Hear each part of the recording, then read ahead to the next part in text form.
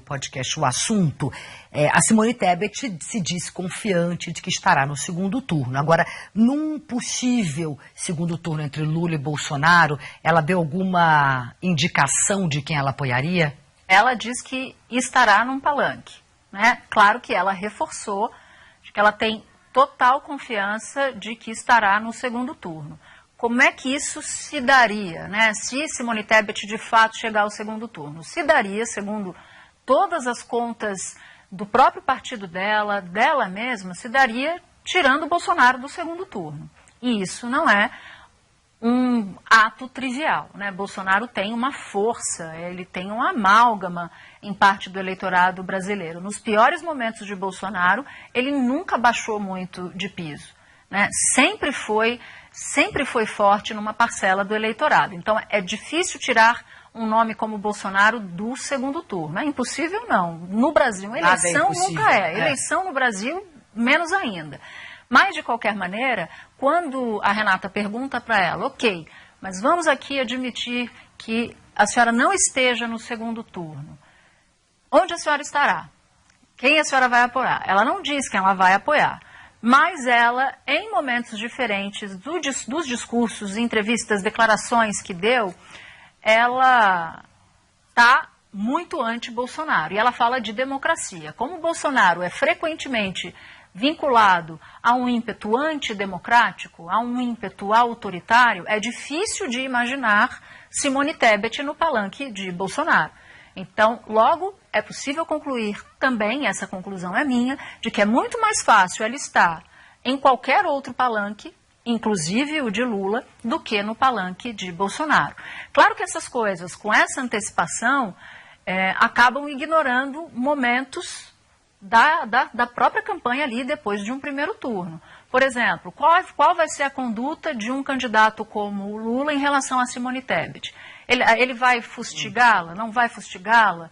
Como ele vai se comportar em relação a ela? Se num debate, por exemplo, tiver uma frase mal colocada, tudo isso vai ser analisado, e as próprias circunstâncias políticas também. Porque tem sempre o dia seguinte de uma eleição. Simone Tebet é um quadro competente, é uma mulher jovem, de pé direito alto na política, e vai pensar, claro, nas próximas eleições que ela vai disputar, sejam eleições nacionais ou eleições locais. Então, essa conta não é uma conta fácil de fazer. Agora, do ponto de vista, só para complementar o que disse o Ricardinho, de Tasso Gereissati, por que Tasso demora tanto para ser anunciado como vice de Simone Tebet? Porque alguém que tem 2% das pesquisas de intenção de voto, 3, 4, não importa, alguém que está lá atrás precisa de fato novo, para que esse fato novo chegue na boca das pessoas e isso faça com que as pessoas tenham mais curiosidade sobre aquele candidato. Então ela precisa de muitos fatos novos porque foi sacramentada como candidata muito tarde pelo partido por diversas circunstâncias políticas. Então eles vão controlando ali os fatos novos, vão soltando aos poucos, poucos, para ela ficar nessa ribalta e tentar se tornar mais conhecida e angariar votos a partir disso. Valdo, vamos lá. Até agora o que a gente está vendo é exatamente uma eleição bem polarizada entre Lula e Bolsonaro. Ainda faltam 4 meses, mais ou menos, aí para o primeiro turno. Não dá para a gente bater o martelo em nada, como disse a Natuza, aqui no Brasil tudo pode acontecer, ainda mais numa eleição. Agora, a gente está vendo o candidato aí apostando que o eleitor vai acabar se cansando dessa briga, dessa polarização. Cris, é nisso que aposta a pré-candidata do MDB, Cidadania e PSDB, a senadora Simone Tebet, que é a tese da exaustão, do cansaço, como você disse.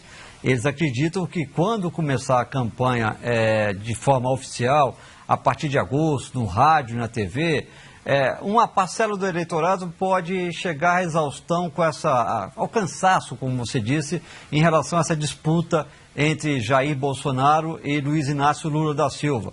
A gente sabe que hoje tem um grupo de eleitores que está optando por Bolsonaro ou por Lula, mas que não queria nenhum dos dois. Mas, por enquanto, não enxerga ninguém ali com possibilidade de ser um terceiro nome. É difícil que isso venha acontecer?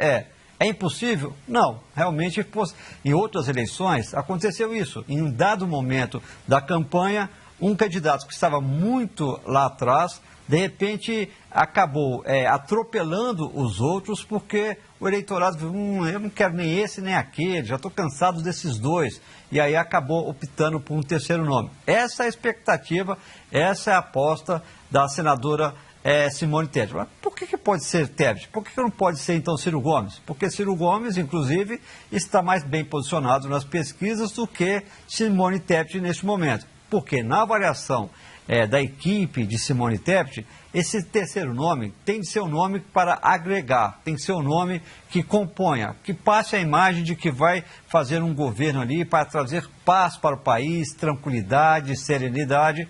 E na avaliação das pesquisas encomendadas pelo MDB, Ciro Gomes, apesar de estar à frente, ele sempre passa aquela imagem de um político temperamental, estourado, um político que vai muito para o enfrentamento e vai muito para o embate, né? Para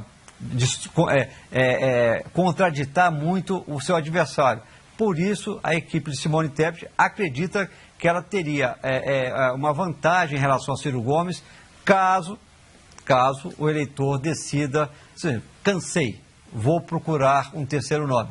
Mas isso, por enquanto, é uma tese possível, mas difícil, mas possível. Cris. Valdo, estava aqui ouvindo o teu comentário e me ocorreu o seguinte, que o Ciro, de fato, tem um temperamento bastante explosivo, bastante forte, explosivo.